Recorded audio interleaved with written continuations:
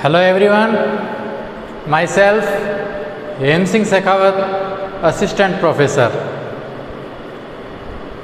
LLB first year के subject मुआमडन law मुस्लिम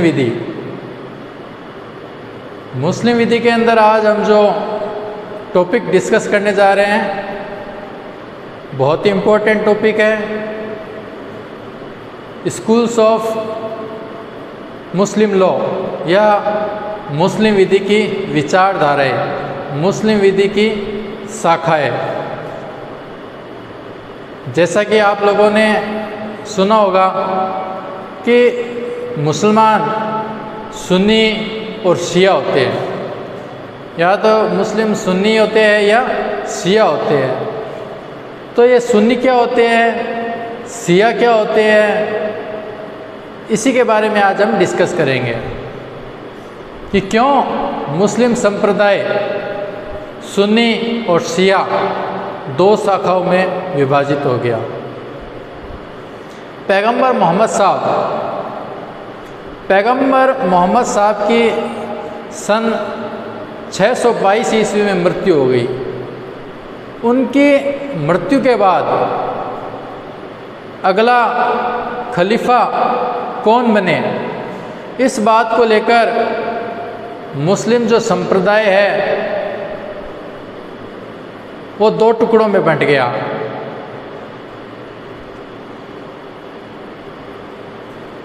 कुछ लोग, मुस्लिम संप्रदाय के कुछ लोग ये चाहते थे कि जो मोहम्मद साहब है उनके बाद में जो अगला खलीफा हो वो इलेक्शन, निर्वाचन के आधार पर हो, योग्यता के आधार पर हो। जबकि कुछ लोगों का ये मत था कि जो अगला खलीफा हो वो उत्तराधिकार के आधार पर, जो मोहम्मद साहब है उनके वंश का ही कोई व्यक्ति अगला खलीफा बने। तो मोहम्मद साहब की जो बेगम थी, आयशा बेगम, पत्नी थी उनकी आयशा बेगम, वो ये चाहती थी कि जो अगला खलीफा हो वो निर्वाचन के आधार पर हो। तो जो मुसलमान निर्वाचन के आधार पर खलीफा के पद का समर्थन करने वाले थे वो लोग कहलाए सुन्नी, और खलीफा के पद को निर्वाचन के द्वारा बढ़ाने के लिए आयशा बेगम ने प्रयास किया, और जो अबू बकर थे जो कि आयशा बेगम के ही पिता थे और मोहम्मद साहब के ससुर थे, इन्हें निर्वाचन के द्वारा पहला खलीफा के पद के रूप में नियुक्त किया गया। तो आपसे यदि कभी क्वेश्चन पूछा जाए कि ऐसे पहले कौन से खलीफा थे जिनको निर्वाचन के द्वारा भरा गया, तो अबू बकर। और निर्वाचन के द्वारा खलीफा के पद को बढ़ने वाले जो समर्थक थे, मुस्लिम थे, वो कहलाए सुन्नी। जबकि मोहम्मद साहब की जो पुत्री थी फातिमा, वो ये चाहती थी कि जो अगला खलीफा हो वो मोहम्मद साहब के वंश का हो, उनका उत्तराधिकारी हो। तो जो उत्तराधिकार वंशज के आधार पर खलीफा के पद का समर्थन करने वाले थे वो कहलाए शिया। खलीफा वंशज के आधार पर, उत्तराधिकार के आधार पर अली, जो कि फातिमा के पति थे और मोहम्मद साहब के दामाद थे, उनको प्रथम खलीफा के रूप में उत्तराधिकार के आधार पर चुना गया। तो यदि निर्वाचन के आधार पर पहला खलीफा कौन चुना गया, तो अबू बकर, और उत्तराधिकार वंशानुगत आधार पर प्रथम खलीफा किसे चुना गया, तो अली को। सुन्नी कौन है, जो खलीफा के पद को निर्वाचन के द्वारा बढ़ने वाले समर्थक थे। शिया कौन है, जो खलीफा के पद को उत्तराधिकार के आधार पर, मोहम्मद साहब का जो अगला उत्तराधिकारी है उसके आधार पर खलीफा के पद को बढ़ने वाले समर्थक थे, वो कहलाए शिया। तो ये सुन्नी और शिया दो विचारधाराएं हैं। हम इंडिया में देखें, भारत में तो अधिकतर मुस्लिम सुन्नी संप्रदाय के हैं। फिर जो ये सुन्नी संप्रदाय है ये भी आगे जाकर 4 विभागों में बंट गया। फर्स्ट हनीफी, सेकंड मालिकी, थर्ड सफ़ी और फोर्थ हनबली। तो पहली विचारधारा है हनफी।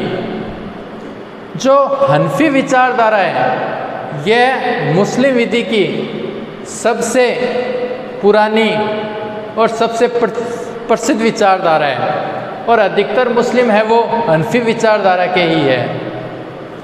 जो हनफी विचारधारा है पहले इसे कुफा स्कूल के नाम से भी जाना जाता था। हनफी विचारधारा के संस्थापक कौन थे? अबू हनीफा। और अबू हनीफा के नाम पर ही इस विचारधारा का नाम दिया गया हनफी विचारधारा। अबू हनीफा ने अपनी जो ये हनफी विचारधारा है इसका आधार कुरान को माना। कुरान मुस्लिम विधि का सर्वोच्च व सबसे बड़ा सोर्स माना जाता है। कोई भी बात जो कुरान के विपरीत है उसे शून्य माना जाता है। तो जो हनफी विचारधारा है वो कुरान को अपनी विचारधारा का क्या मानती है? आधार मानती है। सेकंड विचारधारा है मालिकी विचारधारा। जो अस मलिक थे ये मालिकी विचारधारा के प्रवर्तक थे, संस्थापक थे और अस मलिक के नाम पर ही इस विचारधारा का नाम मालिकी विचारधारा रखा गया। मालिकी विचारधारा के जो प्रवर्तक है, इस विचारधारा को जो मानने वाले लोग हैं वो भी कुरान और हदीस को ही अपनी विचारधारा का आधार मानते हैं। इसके साथ में ये लोग कयास को भी मुस्लिम विधि के सोर्स के रूप में मान्यता देते हैं। फिर तीसरी विचारधारा है सफ़ी विचारधारा, सफ़ी विचारधारा। तो जो अस सफ़ी थे, अस सफ़ी विचारधारा के प्रवर्तक थे और इनके अस सफ़ी के नाम पर ही इस विचारधारा का नाम सफ़ी विचारधारा रखा गया। सफ़ी विचारधारा भी कुरान और सुन्नत को अपनी विचारधारा का आधार मानती है। इसके अलावा जो सफ़ी विचारधारा है वो इज्मा को भी महत्वपूर्ण स्थान देती है। चौथी विचारधारा है हनबली विचारधारा। हनबली विचारधारा के संस्थापक प्रवर्तक अबू हनबल थे। तो ये जो अबू हनबल थे इनके नाम के ऊपर ही इस विचारधारा का नाम हनबली विचारधारा रखा गया। जो हनबली विचारधारा के जो लोग थे ये विधिवेता कम थे, कानून के जानकार कम थे, बल्कि परंपराओं पर विश्वास ज़्यादा करते थे। ये परंपरावादी थे। तो इन्होंने अपनी जो विचारधारा है इसमें इन्होंने सुन्नत को और हदीस को महत्वपूर्ण स्थान दिया। तो जो सुन्नी विचारधारा है वो भी आगे जाकर कितनी विचारधाराओं में बंट गई? 4 विचारधाराओं में, हनफी, मालिकी, सफ़ी और हनबली, जिसमें से भी भारत के अंदर सबसे ज़्यादा हनफी विचारधारा के लोग पाए जाते हैं। फिर शिया विचारधारा भी 3 उप संप्रदाय में बंट गई, अथना आसारिया, इस्माइलिया और जैदिया।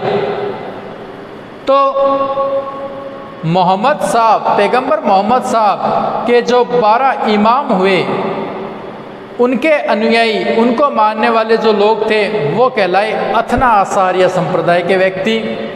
जबकि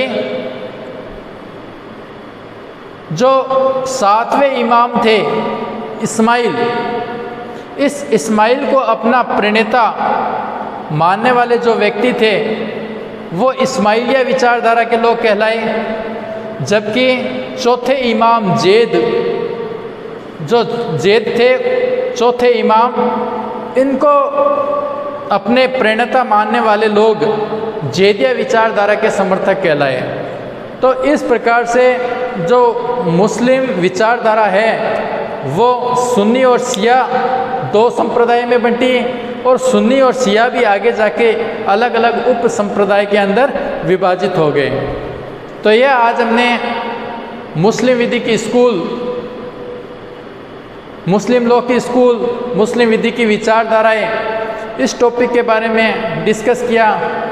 नेक्स्ट वीडियो के अंदर हम सोर्सेज ऑफ मुस्लिम लॉ कि मुस्लिम विधि के स्रोत क्या है उसके बारे में डिस्कस करेंगे।